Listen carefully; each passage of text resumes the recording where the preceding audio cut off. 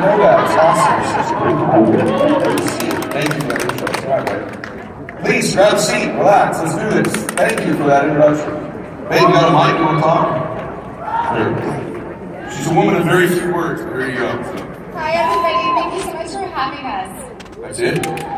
Okay, all right, I love you, babe. Grab a seat. Thank you. All right. Did you write that down in your notes? You got all that? Good. Are you ready to go? All right. Yeah, by the way, we did meet people. She kind of looks like a trophy wife, though, but it's pretty hot, right? So, but I saw her the first time in kindergarten, and then we started dating in high school. So if you were wondering that or not, so like literally everything you see here, we built together. And most of the big recruits in my hierarchy, Cristiano recruited, not me. So just so you know, partnership from the very, very beginning. So love you, babe. It's good to have you on the road with me. So.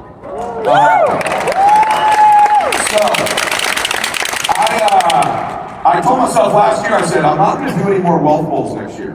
And then I'm doing 21 of them this year. So that didn't work out. I'm really good at keeping commitments. But the reason that of all of them I want to do this one, I'm just going to tell you straight up, I've been out here about 3 years. So it's great to be back with this team. And Darren, good to see you. Great talk. I only caught the end, but you're such a great speaker, man. It's not Darren, it's unbelievable communicator. He's really good. And wait till you see Elvis tonight, boy. You are not going to believe it. Yeah. You won't believe this man, this professional multimillionaire, transformed it. You were going to think Elvis Presley is here tonight. I'm just telling you. He goes all out. It's so good. You're going to love it. So, but anyway, the reason I want to come to this meeting, just to tell you straightforwardly, is because there's certain teams that I love all our teams, but then there's ones that I have an elite amount of respect for. And in my career, when I get introduced, people say, hey, this guy had the best base shop in WFG, and I didn't. And just so you know, the best base shop in the history of our company, because you're seeing this big hierarchy, right? There's huge, think about how big Andy and Lynn's hierarchy is. There's this huge room here. There's an entire other damn meeting I just thought that's huge over there too. And there's other people, right? But where that comes from is a huge base shop. And when I got into the business, and my whole career, I was chasing one person who I could not catch in the base shop. And that was Andy and Lynn. They had the monster base shop. They still do. They had the monster base shop of all time. And for me, when I look at the numbers of the company, that's what I respect the most, is someone who literally built it day after day in the trenches in the base shop. So when I think of Andy and Lynn, just so you know, I think of the people that I couldn't catch. I think of the people I could not beat. My best effort, working my tail off, recruiting, building, I could not catch them in the base shop. The other thing I think of when I see them is class. Just so you know, pure class, elegance. There's nobody in the company who doesn't love them. It's very difficult to make millions and millions and millions of dollars that everyone in the company respects you.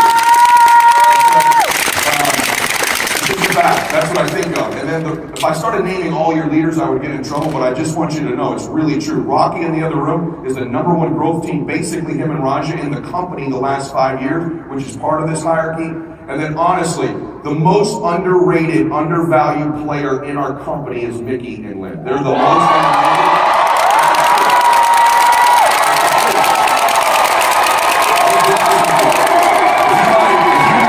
How come more people don't talk about these two? Because you measure cash flow, base, building leaders, effort in the base, sustainability, persistency, trips won, cash flow to the team, premium growth, all of it. You measure, you're like, this is a dominant team. And I think sometimes when you're around so many other dominant people and you're quiet and you're nice and you don't draw a lot of attention to yourself, like Andy also, right? And like Payan, by the way. I think sometimes these great leaders end up just doing a magnificent job and sometimes being underappreciated. And so now that I want to come here today, honestly, I'm praying I do a great job. Like I always want to do well, but I really want to do well for you guys today. I want to pay this forward and help you. So thank you for having me. I respect you all very much. Thank you! It's good to see the family business now. There's this little quiet girl running around beaches. Now she's like this dominant speaker up here. I'm like, what the hell happened? So awesome to see it. And I'm a critic of speakers. You're like a great speaker. Not like good, you're like great. When we both just saying that, like, you can speak, girl. So that was awesome. All right, you ready to roll? Yes?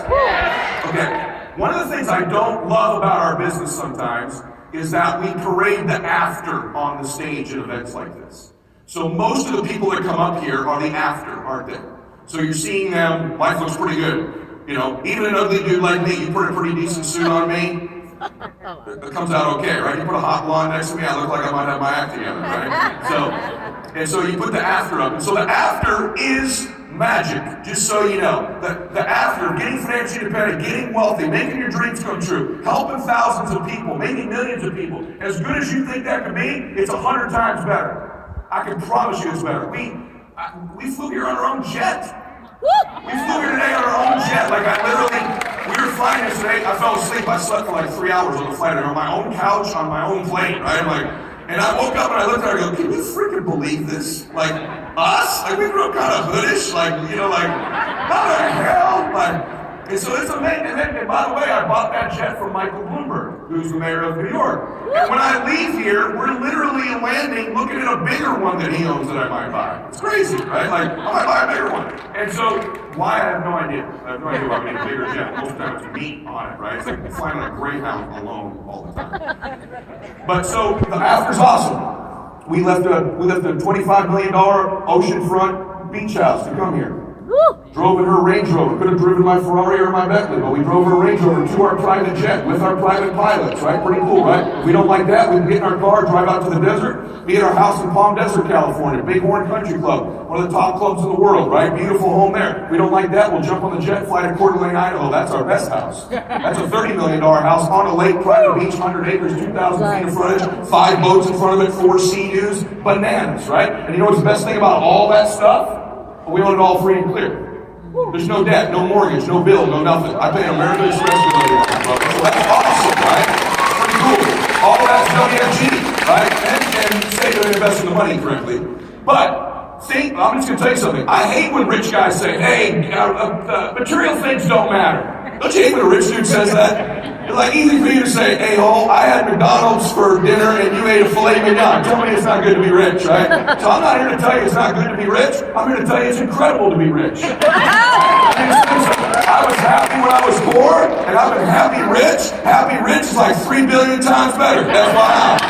Having said that, though, I will tell you material things will not fill you up. The Ferrari is awesome, but the first time I drove, it was like, oh my God! Now it's like, yeah, pretty cool. Not that guy. It wears out. What never wears out is people. What never wears out is serving people. And I didn't get that until I got a lot older, just so you know. It took me a long time to figure that out. But I started figuring I'm not getting fulfilled on it. It doesn't sustain itself. I've never gotten tired of helping people. We were just talking. I've never in my career, ever in my career, worked as hard as I am right now. Ever. Even when my base shop was big. The most hours, the most time, the most effort of my life right now. Because of social media, I'm able to help millions of people, and I'm in love with it again. It's like doing WFG on steroids or something. Maybe literally I'm on steroids, but that's another conversation. I get those questions too. Okay? None of your business. Just kidding. So maybe a little, but not a little. No. I can. But anyways, I'm in love with working at this again. I'm going to tell you why. I'm going to tell you what this moment is, because WFG is about to transform into an entity that is going to be one of the greatest forces for good in the world that's ever existed in business. I'm just telling you, our message is going boom right now. We're right on the edge of doing the next transformation of the company. But that's the after. The before looks like this. I just want you to see the before. The before me is a little guy. Short, insecure, shy, introverted. My parents, when I was a little boy, would always introduce me. My dad's name is Ed also. So I was always Little Eddie. That's a great thing to sew into a young man. Little Eddie, right? And they'd say, this is our son, Little Eddie. He's very shy. And they'd introduce me that way all the time when I was a little boy, until I was 18. And guess what you do when you tell everybody that he's shy? I was shy. So I'm naturally very shy, very introverted, and really insecure. Usually when you see someone outwardly who appears to be incredibly self-confident, they are someone who had to come from a really low place of self-confidence. They had to really work on themselves. Maybe some of you relate with that, do you? Yes? Yes. I'm real introverted. Even to this day, I'm real quiet one-on-one. So let me tell you about my start of the business, just so you know the before, because the jet, all that's pretty sexy. Here's the before, because I want you to know something. I believe you can lead. I believe you can be a leader here. I'm serious, too. I don't say that some generic rah-rah thing. I believe you can be a great leader here if we redefine and explain what I finally figured out real leadership is in the world. I finally figured it out. I used to think it was like bold, motivation, intensity, deep voice, that's leadership. That's all like extra stuff. Real leadership, you know the ultimate leadership position in the world today? Do you know what it is? Servant. You want to know? Yes or no? Servant. Mom. I know in my house it's true. I'm just saying. And I'll say that rah-rah. Let me tell you what I mean. What's a world-class mom do for her kids? You ready? Write it down. This is going to be my whole talk. Everything. She loves them, doesn't she? She believes in her babies. She cares about them. And she helps them. That's what makes a great mother. And guess what? You know what makes a great leader in business? Not someone who can get up there and talk. We already have people who can talk. You don't need to do that if you don't want to. Okay? It's someone who can look at another human being and go, I love you. I believe in you. I care about you. And I'm going to help you. You're a leader now. Dads, you can do that too, right? That's what makes a great leader. I want to redefine what leadership in life and businesses through our business over the next 10 years. But to get my message today, you got to go, I can lead. I can move people. And the way you do that, you love them. You care about them. You believe in them and you help them. That's leadership. Let me prove it to you. Here's my before. My before is that I started in the business, and I was young and aggressive and competitive, so I started out okay. In other words, I got some recruits in the beginning. I made some sales. In fact, I was a little bit of kind of almost like a mini rock star when I was 21 in my office, kind of. And so I had got my team all the way up to 12 people coming out to BPMs. While I was in someone's base, I was a big shot. And then I'll never forget it. All of a sudden, one meeting, 2 quit. There was 10. Then there was 8. Then I got a lady quit, and I had made 5 field training sales in her market, all 5 charged back. So now I was down to 7 people and about a $2,000 chargeback balance. Then I lost another one. Then I lost another one. And then I showed up one Tuesday, and I was the only one there. With a chargeback balance, a little bit ashamed of myself because I think I'd started out okay, like people thought, hey, maybe he'll do this. And I didn't come back the next Tuesday. I didn't show up. Then I didn't come back the next Tuesday. Then I didn't come back the next Tuesday. And for 5 straight weeks, I quit the business. I was out. Let me tell you what Mr. Private Jet, Mr. Superstar here was doing. I was at home at my dad's house, living there unemployed, pretending to do this, not coming to meetings, basically all day long watching Jerry Springer or Maury Povich on TV. Does anybody in here know who Maury Povich is? Anybody in here watch that? Okay. My life literally consisted of the little thing at the show, where he goes, you are not the father. You know that little thing he does, right? I would literally hang on all day like, come on, baby.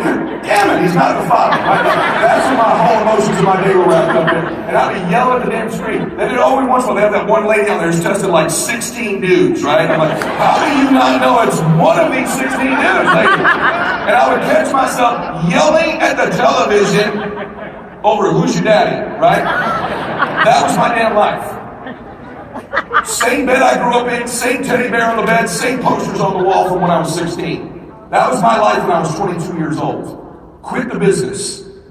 And all of a sudden the door knocks, it's 4 o'clock, it's my leader. You don't know him, but his name's Steve Adams. Steve was my best friend's dad growing up, like my second father. He was also my upline. He was 6 years in the business full time and recruited 3 people in 6 years. And I didn't know this, but he was going through his 401k to live.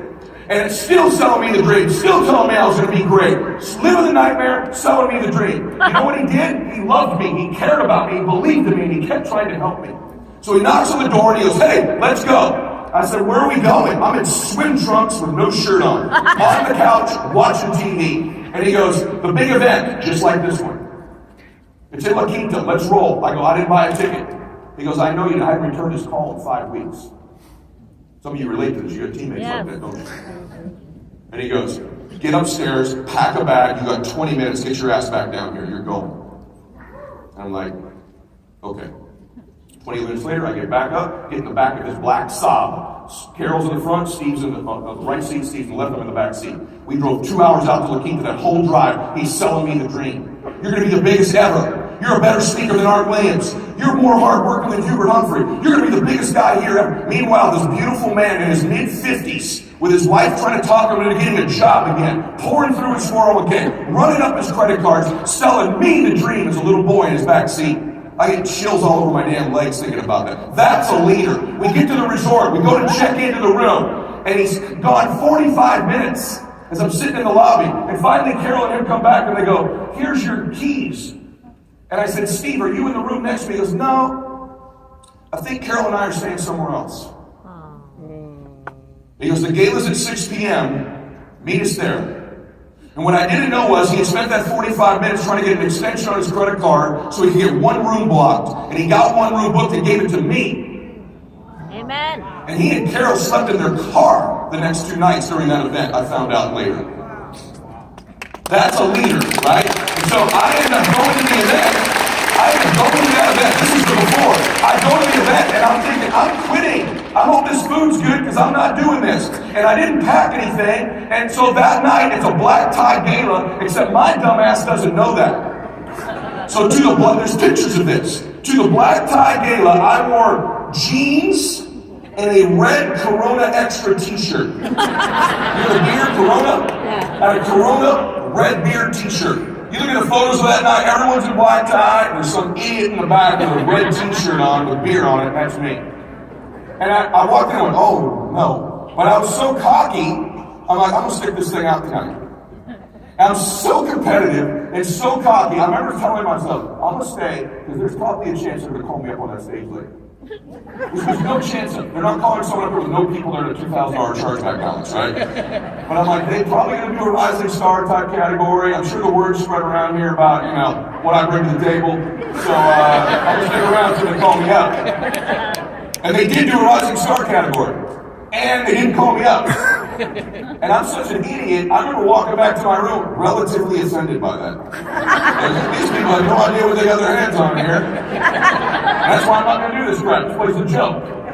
Clearly they don't understand what I'm bringing to the table, right? But then the next day I attended the meeting. Listen to me.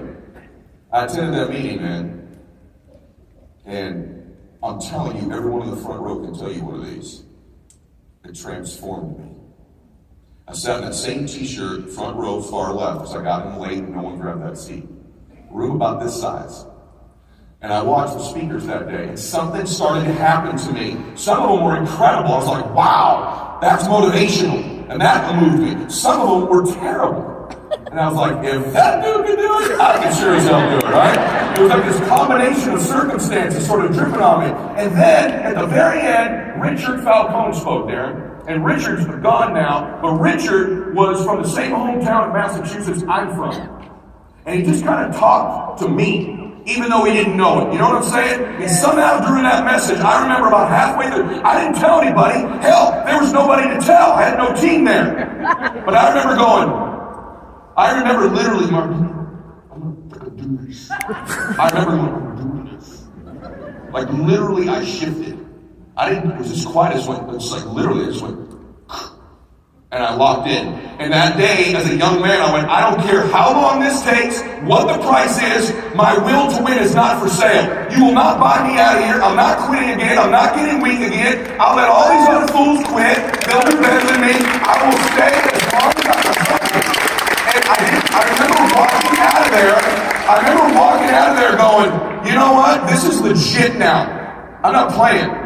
And I still sucked for like 6 more months. But I kept going, man. I kept getting rejected. I kept going. And I just was a little more confident. Something about making a decision gives you strength. Something about just saying yes. Commitment unleashed power in me.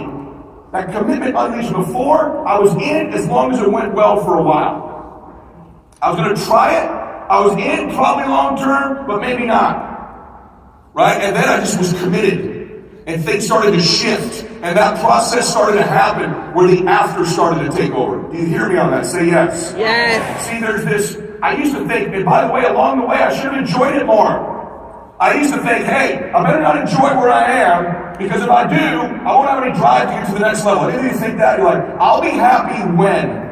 You ever have that thought? I'll be happy when I get my promotion, when I get a certain amount of income, when I meet this particular relationship. And we delay our happiness all our life to get to some place that we never get to. I believe now we're living what I call blissful dissatisfaction.